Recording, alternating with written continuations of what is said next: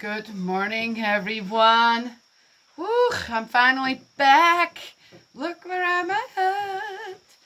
Been here a week, and I have been doing nothing but clean, taking care of my garden, and I'm glad to be back. Didn't say happy, did I? I met every gardener's nightmare. What is that? Well, if someone's a gardener and had to leave for 3 months, like I did, plus, then, and no one really took care of your garden, then you know what I'm talking about. Anyway, so I found some seeds, which was great. I found some pea seeds. Yes, nothing was done in that bed. Lots of peas gone to waste. Sad, isn't it? But I got a little bit of seed. Yes, had to share them with the boogers too because they chewed into them. But I have some enough for next year.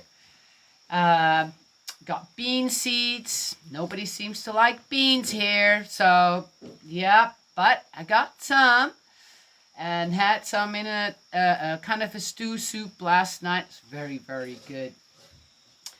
And so on and so forth. And I came across a seed I didn't know. I've never seen it go to pods like that. And they were pods, which is radishes.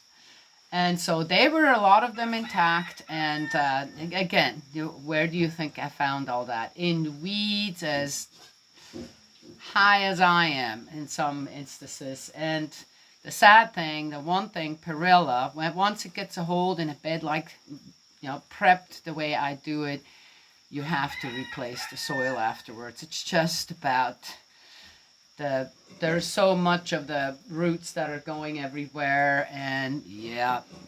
So on top of that, a lot of work done in the spring that could still be good for next planting. Got to start all over again. It's okay. It's all right. I'm the one who went. Yes. But it is a little sad that there was so little care given to my garden. Anyway, so I'm just grateful I came across a whole bunch of toads, which were a little bit, okay, because you never knew, was that a snake? Could that be a copperhead, right? Yes. I did find one baby. I turned over a stump. I thought, this looks like we should just be cut up for firewood now, or maybe tossed out because it could have termites in it. And there was a copperhead baby underneath. It was about this long. And it was right where I was working in the garden as well. So, okay. And I've had ground's nests in my garden before. That was many, many years when I didn't know that could happen.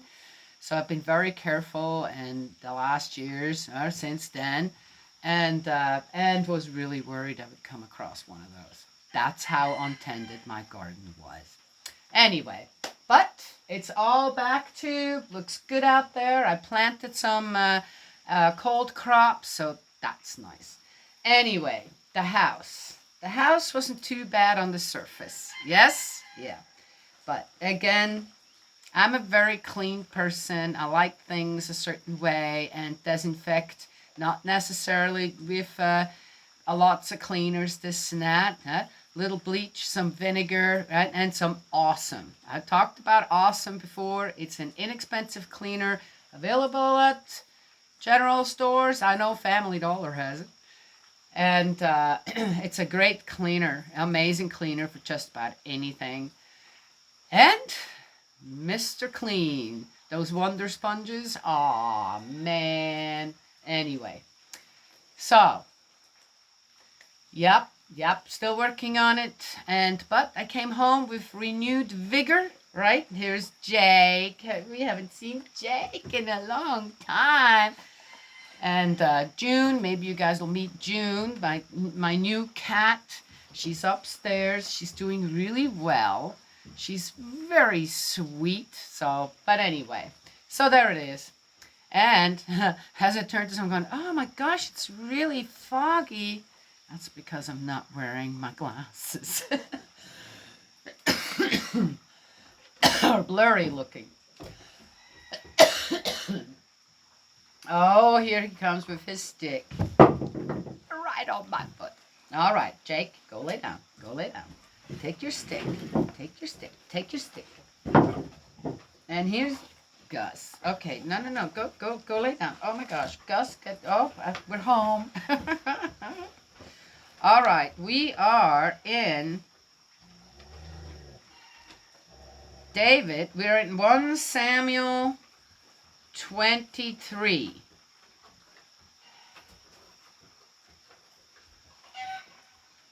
Oh, wait a minute. Are we in 23?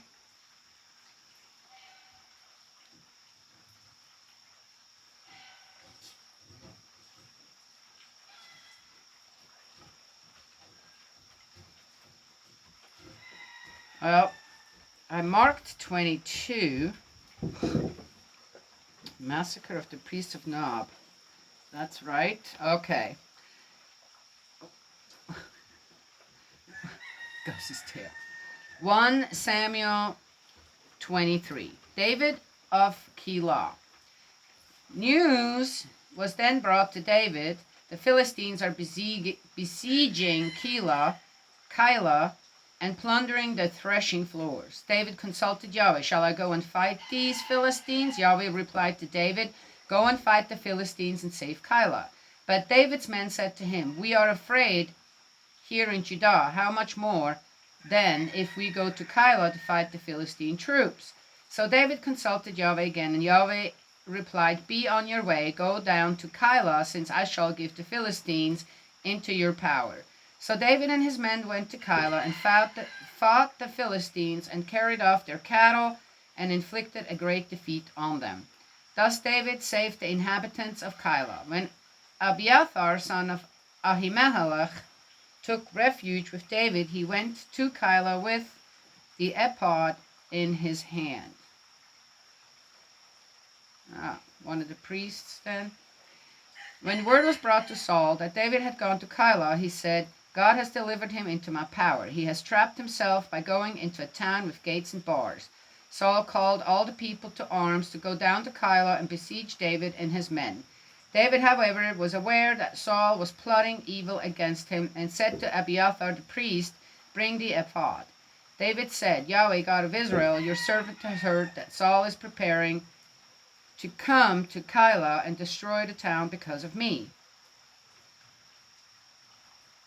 There's no winning here for these poor people of Keilah. First is the Philistines, then David goes and saves them. And here now comes Saul because they're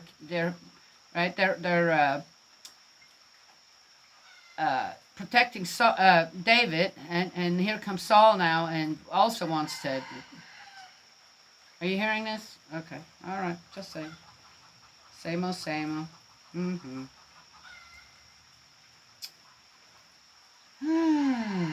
Will Saul come down as your servant has heard?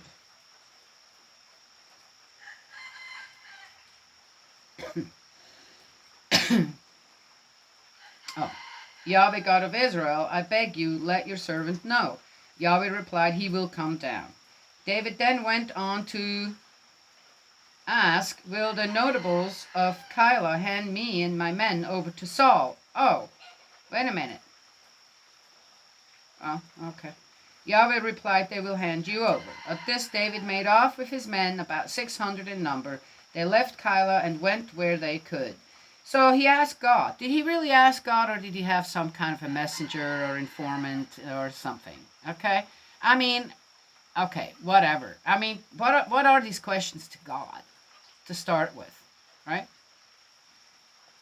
Yeah, God's really interested in all the fighting mankind has going on with others and with each other, right? Yes? That's very important, no doubt. Yeah, okay. Well, people can believe that. I'm not going to go and argue with anyone. Sounds absolutely wrong to me to pull God into all this. This is just some kind of a inside feud. What do they call it? Inside fighting. God doesn't have anything to do with this. But it's in here for one reason or another. I guess, again, to see how David rose to king. I get it. I got it. Okay.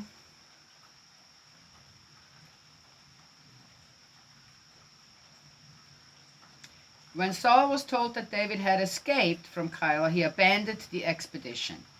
Well, there you go. So David, in a way, saved Keilah twice. Good. David stayed in the desert, in the strongholds. He stayed in the mountains, in the desert of Ziph. Ziph. Ziph. Ziph. Ziph. Saul kept looking for him day after day, but God did not deliver him into his power. David at Horish. Visit from Jonathan. David was aware that Saul had mounted an expedition to take his life.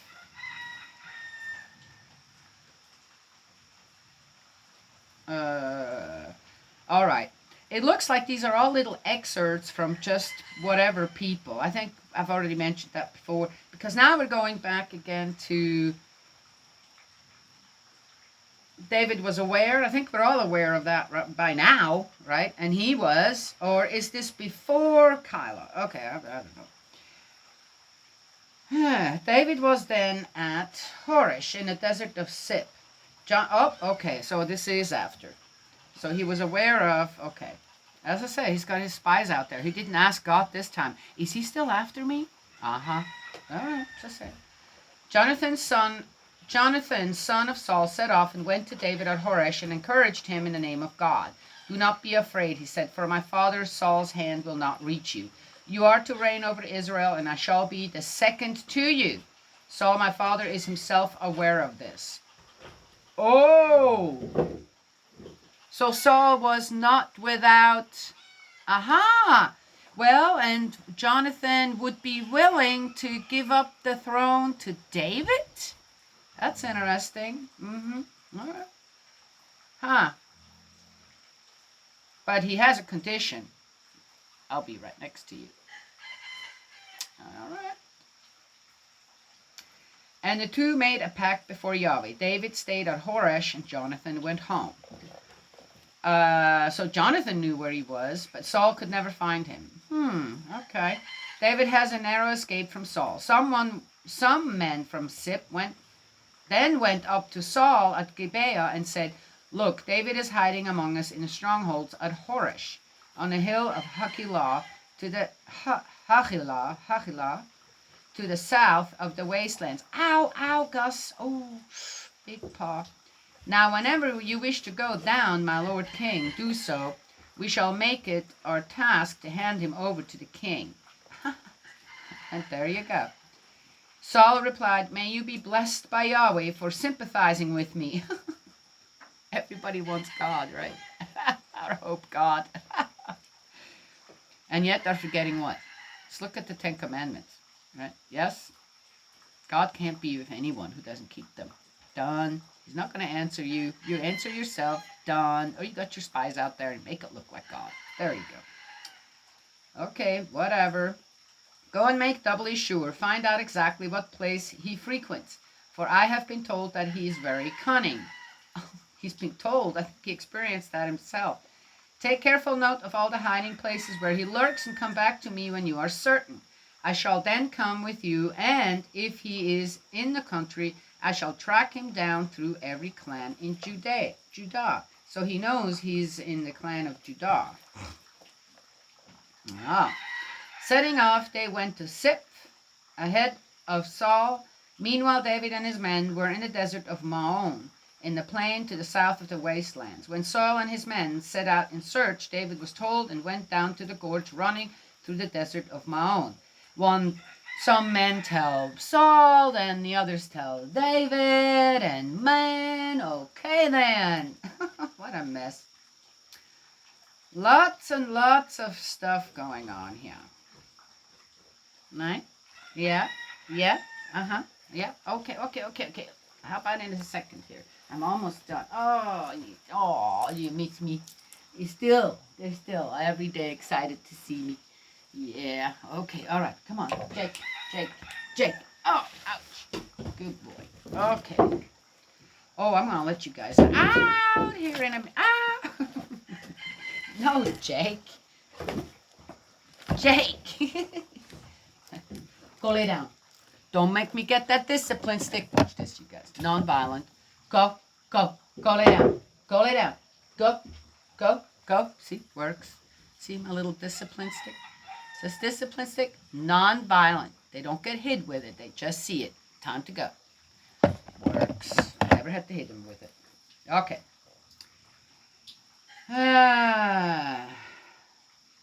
Okay. Saul and his men proceeded along one side of the mountain, David and his men along the other. David was hurrying to escape from Saul, while Saul and his men were trying to cross over to David and his men's side to capture them. When a messenger came to Saul and said, "Come at once, the Philistines have invaded the country."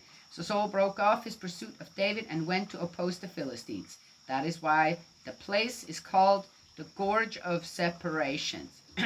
Ha! Might have been a ploy. That's how he got away. Woo-hoo-hoo. Okay. As I said, I don't know, just a story. However this all went, this and that, and whoever came up with the stories to, again, David became king. So what does that mean? It means that, and God didn't want a king. He's disappointed. He's frustrated with the people of Israel. Right? Oh, you want a king? Why? You got me. Yes? And so they had one, Saul, total failure, sounds like. And now David, well, Jonathan's already saying, you will be the next king. Right? And the people, now, I don't know, or a little later on, somehow, right? With the Torah, they needed some kind of an excuse why there was a king then again, and had these stories about David on how he got there, how he deserved to be king, and how he was talking to God about, hey, where should I go? What should I do? Yeah, it sounds like he had both, right? Yes? Oh, so it sounds like. He's someplace and he asks God, Yahweh.